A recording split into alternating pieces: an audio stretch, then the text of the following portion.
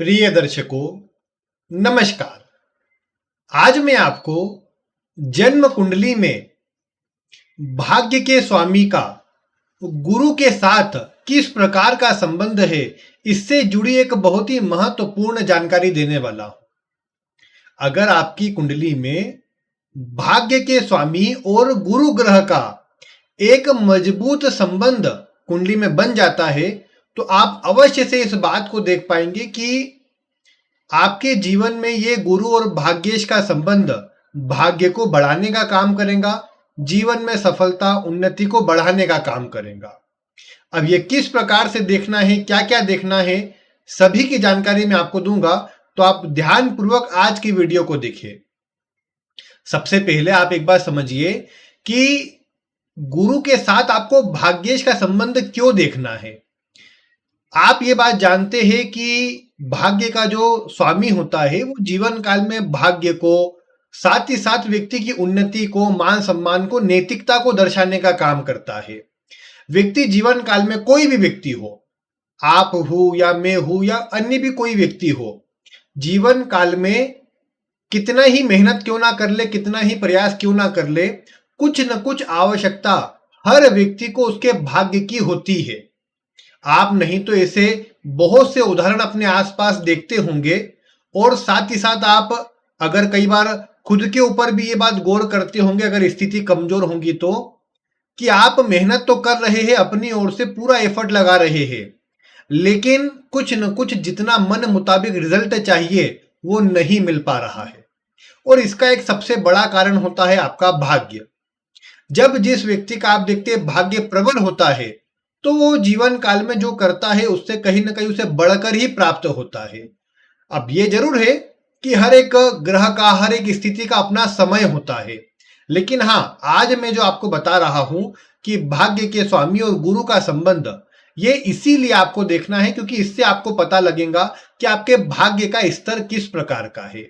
जीवन काल में कितना ये दोनों मिलकर आपको आगे ले जा पाएंगे, कितना नाम सम्मान सफलता दिलाने का काम करेंगे, ये आप अवश्य जान पाएंगे।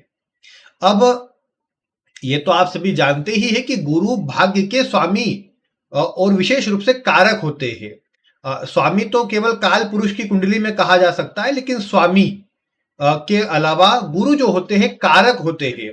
एक व्यक्ति के जीवन में उसका भाग्य उसका कितना साथ देगा, भाग्य उसके साथ कैसे खड़ा रहेगा, इसे दर्शाने का काम गुरु करते हैं। और जिस व्यक्ति की कुंडली में गुरु ग्रह बलवान होते हैं, ऐसे गुरु ग्रह व्यक्ति को हर परेशानी से बचाने का काम करते हैं, व्यक्ति को आगे बढ़ाने का काम करते हैं। इसके अलावा एक और बात जो आप गौर कर पाएंगे कि व्यक्ति के जीवन में व्यक्ति को एक ईश्वरीय कृपा का सहयोग हमेशा मिलता रहता है। यह तभी होता है जब गुरु का प्रभाव बलवान हो, गुरु मजबूत अवस्था में बैठे हुए हो। फिर मैंने आपको वैसे गुरु से जुड़ी बहुत सी जानकारियां दी है, और उसमें वो भी मैंने बताया था कि गुरु किन किन भावों में विशेष बलवान होते हैं। और ये भी बताया था मैंने कि गुरु किस स्थिति में व्यक्ति को पवित्र आत्मा बनाते हैं, और उसका परिणाम व्यक्ति के जीवन में, व्यक्ति के लाइफ में देखने को मिलता है। तो खैर, इन सब बातों को हटाकर मैं सीधे अगर आपको विषय की ओर मुख्य बात बताऊं, तो वो ये है कि आपको देखना है आपका भाग्य का स्वामी, यानी नवम भाव का स्वामी। मुझे नहीं लगता किसी भी दर्शक को यह जानने में मुश्किल होगी कि नवम भाव का स्वामी कौन है, क्योंकि आपको बस इतना देखना है कि जो नवम भाव है, अगर मैं फिर भी आपको एक चार्ट के माध्यम से बताने का प्रयास करूं, तो इस कुंडली में आप देखिए, यहां साइड में आप इस तरफ अगर आप देखेंगे, ये जहां पर आपको नवम भाव लिखा हुआ दिख रहा है एकदम यहां पर, इस भाव में कौन सा अंक है बस उसे देखिए। उस अंक से एक राशि बनेगी और वो राशि से आपको पता लग जाएगा इस भाव का स्वामी कौन है। उस ग्रह को आपको देखना है वो कहां पर है। अगर सबसे पहली कंडीशन, वो ग्रह आपकी कुंडली में बलवान होकर के बैठा है, कहीं शुभ भाव में, उच्च राशि में, लग्न में है, पंचम में है, या नवम भाव में ही बैठा हुआ है और बलवान है किसी प्रकार से, तो आप देखेंगे कि ये नवम भाव का स्वामी आपके भाग्य को बढ़ाने का कार्य करेगा। दूसरी बात देखिए कि नवम भाव से या नवम भाव के स्वामी से गुरु का संबंध बन जाए। अब गुरु का संबंध वैसे तो बहुत से प्रकार से बन सकता है, लेकिन आसान संबंध, मजबूत संबंध मैं आपको बताता हूं। मान लो गुरु नवम भाव में ही बैठ जाए तो गुरु का संबंध नवम भाव से बन जाएगा, या गुरु नवम भाव को दृष्टि दे नवम भाव को देखते हो। जैसे मान लो किसी व्यक्ति के लग्न में गुरु बैठे हुए हैं तो लग्न के गुरु नवी दृष्टि से नवम भाव को देखेंगे, या फिर तीसरे भाव में गुरु हो तो तीसरे भाव के गुरु सातवीं दृष्टि से नवम भाव को देखेंगे, या पंचम भाव में गुरु हो तो पंचम भाव के गुरु नवम भाव को देखेंगे। ये दूसरी स्थिति है जिसमें गुरु का संबंध नवम भाव से आप चेक करिए। इसी में आप गुरु का संबंध नवम भाव के स्वामी के साथ भी देख सकते हैं। जैसे मान लो आपकी कुंडली में शुक्र नवम भाव का स्वामी बनता है। अब शुक्र नवम का स्वामी है तो आपने ये देखा कि क्या शुक्र के ऊपर गुरु की दृष्टि है, क्या शुक्र के साथ में गुरु बैठे हैं, क्या शुक्र और गुरु ने राशि परिवर्तन कर लिया है, या कैसे भी उनका एक मजबूत संबंध, युति संबंध, दृष्टि संबंध आपको नजर आता है। तो ऐसी स्थिति में आप देखेंगे गुरु और नवमेश का संबंध बन जाएगा। और जब ऐसा संबंध बनेगा तो आप देख पाएंगे ऐसे व्यक्ति के जीवन में ईश्वरीय कृपा का सहयोग। ऐसा व्यक्ति स्वयं भी नैतिकता पूर्वक काम करेगा, गलत काम की ओर नहीं जाएगा, ईमानदारी से काम करने का प्रयास करेगा और अपने जीवन काल में अच्छे कर्मों से ही अच्छा नाम, अच्छा सम्मान, अच्छी प्रसिद्धि प्राप्त करेगा। हाँ, एक और बात यहां गुरु में आपको समझ लेना चाहिए, गुरु भाग्य के स्वामी जरूर है लेकिन कभी भी व्यक्ति को अकर्मठ नहीं बनाते, आलसी नहीं बनाते। गुरु भारी ग्रह है, धीरे धीरे काम करना, धीरे धीरे प्रभाव देना गुरु का गुण है, लेकिन इसका अर्थ यह नहीं कि वो व्यक्ति को आलसी बना दे और व्यक्ति भौतिकतावादी या भाग्यवादी हो जाए कि मुझे तो अपने भाग्य से सब कुछ मिल जाएगा। यह स्वभाव आपको देखने को नहीं मिलेगा। गुरु एक काम करते हैं कि व्यक्ति जिसके भी गुरु बलवान होंगे ना, अच्छे, अगर नवम भाव से नवमेश से कनेक्शन में होंगे, उसकी एक बड़ी खूबी, अगर अच्छे बलवान प्रभाव में होंगे तो एक अच्छी खूबी आपको देखने को मिलेगी कि ऐसे व्यक्ति को भले आवश्यकता पड़ने पर उसके भाग्य का साथ मिल जाए, ऐसा व्यक्ति भले आगे की सोचकर चलता हो, व्यक्ति के द्वारा लिए गए निर्णय सही साबित होते हो, लेकिन उसके बाद भी ऐसा व्यक्ति भाग्य के भरोसे बैठा नहीं रहेगा कि चलो मुझे अपने भाग्य से मिल जाएगा, ईश्वर की कृपा से मिल जाएगा। ऐसा व्यक्ति ऐसा कभी नहीं करता। ऐसा व्यक्ति लगातार सतत मेहनत करने वाला, सतत संघर्ष करने वाला होता है और लगातार संघर्ष से, मेहनत से ही अपने जीवन काल में अच्छा नाम, अच्छा मुकाम बना पाता है। तो इसीलिए सबसे पहली बात जो आपने इन तीनों स्थितियों में देखी, आपने सबसे पहले देखा नवम भाव के स्वामी की स्थिति, फिर गुरु की स्थिति पर आपने विचार करा, फिर आपने विचार करा कि गुरु और नवम के स्वामी का कैसा मजबूत संबंध बनता है या नहीं बनता। अब जिनकी कुंडली में तीनों स्थिति बलवान होंगी तो देखने को मिलेगा कि कहीं ना कहीं गुरु का प्रभाव भाग्य को भी बढ़ाएगा, व्यक्ति की उन्नति को भी बढ़ाएगा और जीवन में नाम सम्मान प्रदान करने का कार्य करेगा। इसमें एक और मेन पॉइंट है जो मैं आगे आपको बताता हूं, लेकिन उससे पहले आप में से बहुत से दर्शक सोचते होंगे कि अगर मान लो गुरु ही नवम का स्वामी हो जाए तो फिर गुरु का संबंध किसके साथ देखे, क्योंकि नवम के स्वामी का संबंध हमें गुरु के साथ में देखना था। अब गुरु ही नवम का स्वामी है, गुरु ही भाग्य का कारक है, तो दोनों स्थिति में फिर देखे किसे, अब दोनों एक ही ग्रह निकल के आ गया। तो ऐसी स्थिति में यानी कौन कौन से लग्न में, तो मेष लग्न में और कर्क लग्न में, इन दो लग्न में ही गुरु नवम के स्वामी बनेंगे। इन दोनों ही लग्न में आपको एक काम क्या करना है, आपको यह देखना है कि गुरु जो है ये कुंडली में कितने बलवान है। और यहां सिर्फ आपको लग्न कुंडली में विचार नहीं करना है, इसी विचार को आपको नवमांश में लेकर के जाना है और नवमांश में भी ग्रह की स्थिति, गुरु ग्रह की स्थिति को देखना है। ये किन्हें देखना है, केवल दो लग्न वालों को, मेष और कर्क लग्न वालों को। आप इनकी स्थिति को लग्न नवमांश में विचार करें, कितने बलवान है, कितने कमजोर है, कहीं पापक ग्रह के प्रभाव में तो नहीं, कहीं नीच आदि राशियों में तो नहीं। अगर ऐसी स्थिति आप सब विचार कर लेते हैं तो एक अच्छा आइडिया आपको मिल जाएगा कि हाँ, आखिर गुरु का प्रभाव आखिर आपको कैसा मिलने वाला है, कैसी स्थिति बनाने वाला है।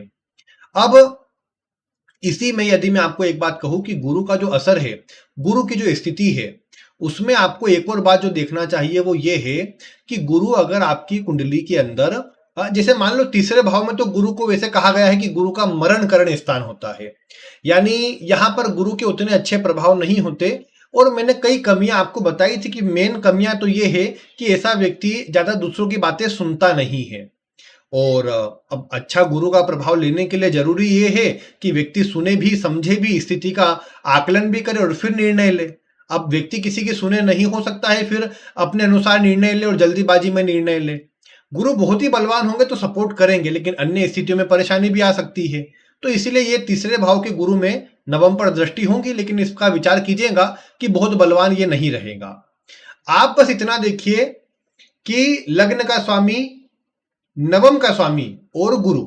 अब आप कहेंगे लग्न क्यों जोड़ा यहां पर? तो देखिए, लग्न हर एक जीवन में आपके जो भी वस्तु आपको मिलेंगी उसका आधार स्तंभ लग्न है। कुंडली में कितने ही उच्च योग बने हो, उच्च राजयोग बने हो, बलवान धन योग बने हो, ये मैंने भाग्य योग आपको बताया कि गुरु और भाग्येश एक साथ बैठे हो, गुरु और भाग्येश एक साथ एक दूसरे को देखते हो, गुरु और भाग्येश एक दूसरे की राशि में परिवर्तन में बैठे हो, गुरु और भाग्येश कहीं पर दोनों अलग अलग भाव में हो, अलग अलग उसमें, लेकिन उच्च राशि में या मित्र राशि में बलवान होकर के बैठे हुए हो, तो ऐसी स्थिति में इन सबका प्रभाव व्यक्ति के लिए अच्छा आएगा। या फिर अब आपने देख लिया कि हाँ, हमारी कुंडली में तो मिल गया कि बढ़िया, ये तो भाग्य योग दर्शा रहा है, लेकिन फिर आपने अपने जीवन का विचार करा कि नहीं, मेरे जीवन में तो संघर्ष है, ये बातें तो कहीं से कहीं तक मेज ही नहीं कर रही। तो ऐसी स्थिति के अंदर आपको एक बात ध्यान देना है कि क्या आपके लग्नेश बलवान हो रहे हैं? क्या आपके लग्न के स्वामी बलवान है? इतनी उसमें क्षमता है कि वो आपको जो योग है उसका पूर्ण प्रभाव दे सके? एक सबसे प्रबल योग तब बन जाता है जब लग्न का स्वामी, भाग्येश और गुरु तीनों एक कनेक्शन में आ जाए किसी प्रकार से।